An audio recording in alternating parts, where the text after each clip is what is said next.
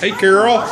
Hello. Hello. Welcome to Multiplicity Art Gallery. Boy, this is something. I tell you, once everybody gets to see this stuff, they'll want to come down here and take a look at it themselves. And it's just some unbelievable stuff. Why don't you take me on a little walking tour through your facility? Okay. Let's walk and look to the right. We'll have the photography of a college student.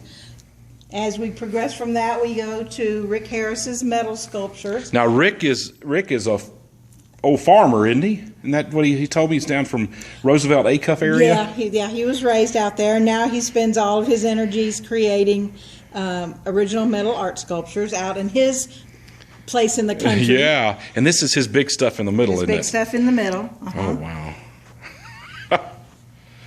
Nice. He visits junkyards quite often. So he knows what he knows what he's looking for, I guess. And look at over here is some of Jennifer Greer's paper pattern things mixed in with Rick's. We thought they went well together. She takes those are mufflers. Oh, wow. And she puts her paper patterns on and then decoupages them on there and then paints them.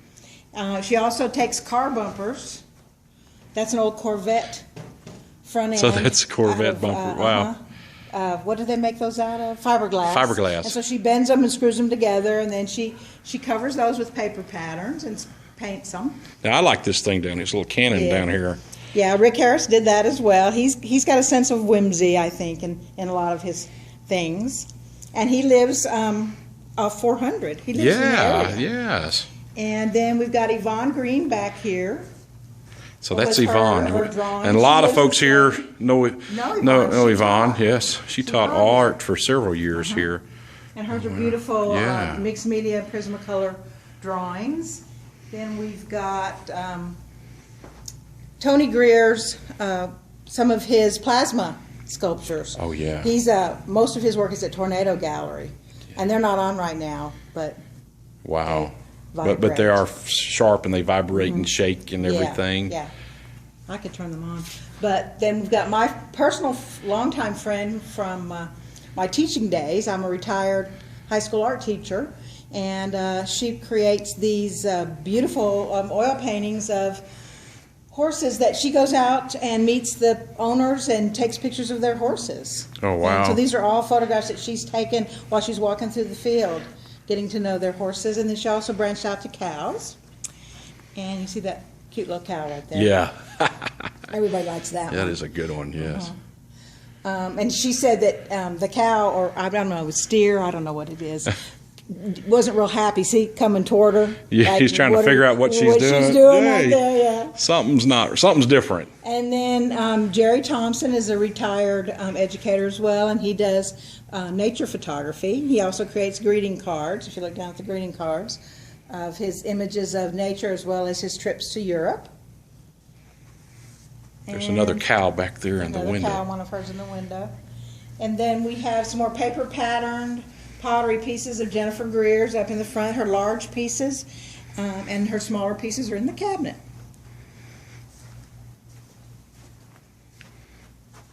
So that's paper on top of jars, bottles, whatever shapes that she finds interesting. She'll cover them and wow, like dressmakers patterns. Yeah, because they have interesting. There's a pattern right there. Yeah, that's what she uses, and then adds the colors. And if you turn around and look at the ones behind you, you can see the paper patterns more clearly on those. See, sleeve B or D, skirt back. You can see them. But she liked them because they're tissue, they're fine, they decoupage really well, they glue on really well, and then they have wonderful patterns of themselves, in and of themselves, when you tear them up. So, wow. Artists, we think of things. Yes, and you've got another side over here, too. This is mainly 2D, a little bit of 3D, and then I have the 3D side over here. Come on in over here. Smaller pieces. Right there's glass. Judy Robertson's glass creations, everything from jewelry to wall hangings, plates, bowls. She creates those in a kiln. Oh, wow. It's called fused glass. It's not blown glass, but she cuts out the glass, puts it in a kiln, layers them together, and they melt together to create these interesting shapes and colors and what have you. Everything's smooth too, smooth corners. Right. Wow. That's what the firing process does to glass. Melts it down. Melts it down. On top is Yvonne Green with her ceramic. She creates these images out of slabs or throws them on the wheel. Down below is Cecily Maples, who is a longtime Lubbock artist who has recently moved to Slaton. Yes, yes. She lives here now, as do I. Then this is just a conglomeration of some of Cecily's, some of Judy's pieces mixed here together. Just more of the same. In the top, or the jewelry that you see here on the top, those are the classes that are going on right now. Oh, okay. That's the porcelain jewelry classes that Cecily's And we have those listed on myslaton.com under the events. Yes, you do. And as you can see by all of the different types of things that I have, that's where Multiplicity came from. So Multiplicity, tell us about that name. I enjoy working in multiples personally for my personal creative vision. And I thought, since I like working in multiples, artists like creating in multiples, don't we? Yes. We get an idea and then we go and go and go. So Multiplicity was to incorporate what I enjoy doing and what artists do. Barbra Beller does copper jewelry workshops for me. If you look on these top right here, these are pounded and extruded copper that she creates in her jewelry. Yvonne Green lives here in Slaton. That's his pottery. Yeah. He's got some pieces at the Slatonite next door. Yeah, Wayne's a neighbor of mine where I live. A neighbor right down the road from me. Yes. Yeah, he's a retired educator as well.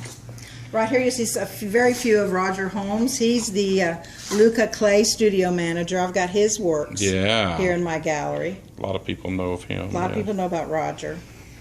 And then those wood pieces are from my late husband, who passed away a couple of years ago. Those are his wood pieces that I have. He'd be very happy they were here. Yes, yes. And then there's more.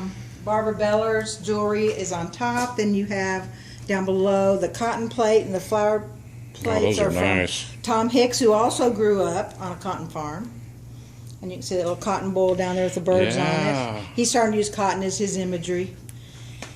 And some more of Judy's glass and Cecily Maples pottery. And then this is Willa Finley, who wrote a book called Lone Star Wildflowers. And those are images from her book. And you can see her book right there. It's a lovely book. She puts it together by color. So if you see a wildflower, you don't know what it is, you don't have to know what it is to find it. You go, well, it's a yellow flower. And so you go to yellow flowers. And then you find it that way. Or you go to blue flowers, pink flowers. That's how I would have to do it. Yeah, that's very smart, very smart. And then up top is some whimsical and serious things by Marcia Davis. Is that also who did the chair back here? No, I did the chair. You did the chair. Let me show you the chair. I saw there's a cat on that chair. So you did this chair here. That chair. That's tiles left over from my students when I was a teacher. Ooh, so that's a very special chair to me. And then I painted that chair as well. I love painting chairs and furniture. And back here is where everybody makes it happen, right? Come on in. This is where it happens. This is the studio. So come on in. Oh, wow. The tables are bare right now, or almost bare, because we've got a class coming in tonight, the Plant Pocket class. And what you see in artist studios is you'll see a lot of what looks like junk to you, but it's inspiration for us. We collect things and look at them, and one day down the road we may use them for a piece of art, or we may not, but they inspire us. But I have sections off where I create